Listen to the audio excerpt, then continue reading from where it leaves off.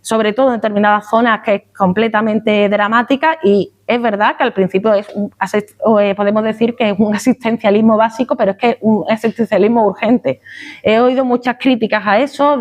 era necesario a lo mejor haber invertido en otras cosas, pero es que era una situación también crítica y que era necesario revertir. Igualmente no se ha solucionado todo. Un país que se ha desarrollado en semejante nivel de desigualdad no solamente desde su independencia, sino desde antes. O sea, Venezuela lleva 500 años de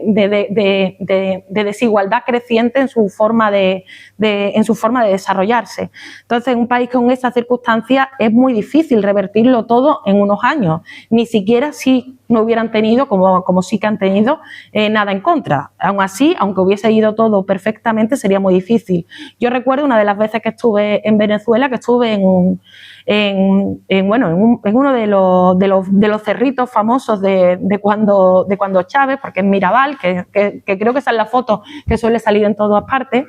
Y es llamativo, en primer lugar, que es una zona muy humilde, las casas la mayoría ni siquiera están terminadas, están en ladrillo, y aún así son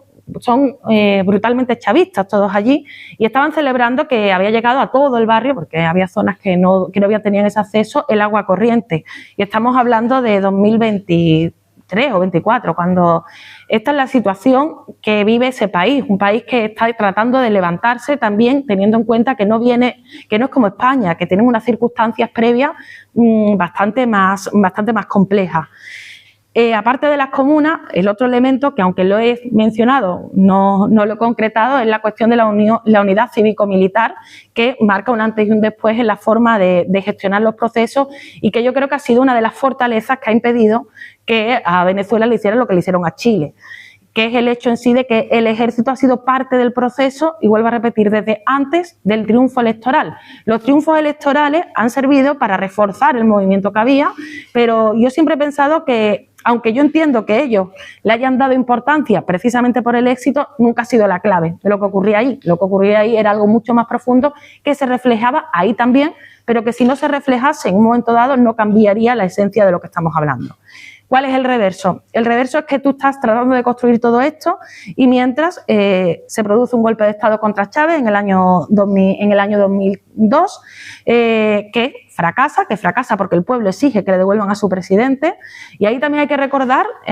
vuelvo a Fidel, hay que recordar en relación a lo que se exige ahora, que se les exige muchas cosas al gobierno venezolano, que Fidel lo que le dijo a Chávez en ese momento fue: no te inmoles. No necesitamos otro Allende. Es decir, hay que ser estratégico, y Fidel lo tuvo claro, le dijo esto a Chávez, y si Chávez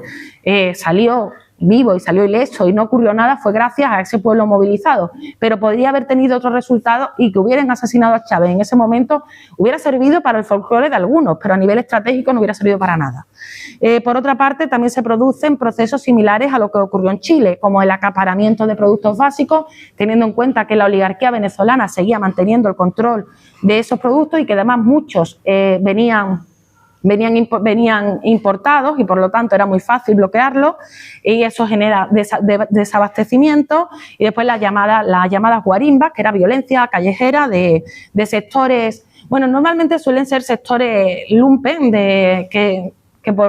por algo de dinero pues generan esa inestabilidad. Y esto, desgraciadamente, sí, también lo viví cuando las elecciones, también he visto eso en persona, que impacta bastante. Y realmente te das cuenta de que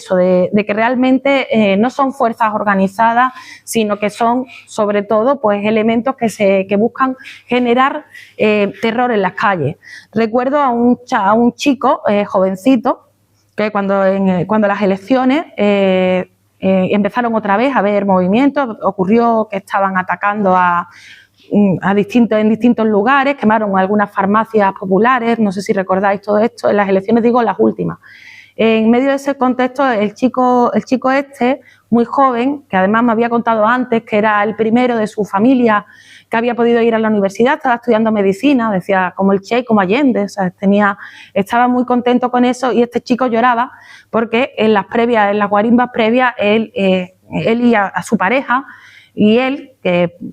no son blanquitos, que además son homosexuales, les habían apalizado estos grupos,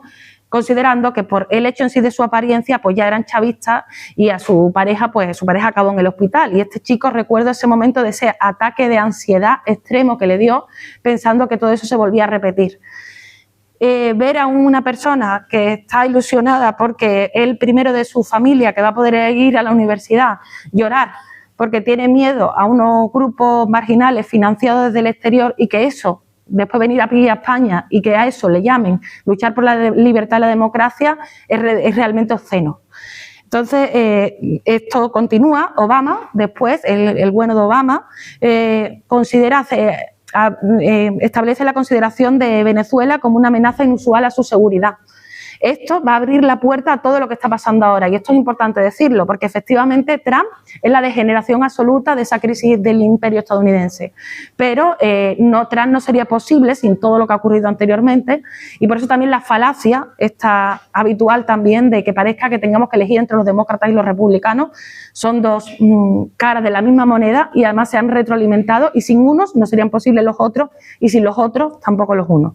En ese sentido, Obama emite esa consideración de amenaza inusual e inicia un bloqueo contra Venezuela que incluye más de 900 medidas coercitivas unilaterales, porque se llaman así, porque sanciones son las que imponen Naciones Unidas, y Naciones Unidas aquí no tiene nada que ver, esto es una cuestión de Estados Unidos y, por supuesto, de sus aliados. Esto también va a favorecer que incluso se cree un gobierno paralelo a través de la figura de Guaidó, que era un tipo completamente desconocido, solamente era famoso porque había hecho un calvo en televisión, es que realmente fue así. No era nadie y se establece ese gobierno paralelo cuando él se autoproclama presidente. En Venezuela, por cierto, lo hace allí, o sea, que también esa supuesta dictadura que otra vez queda un poco rara, es una dictadura un poco rara de Venezuela.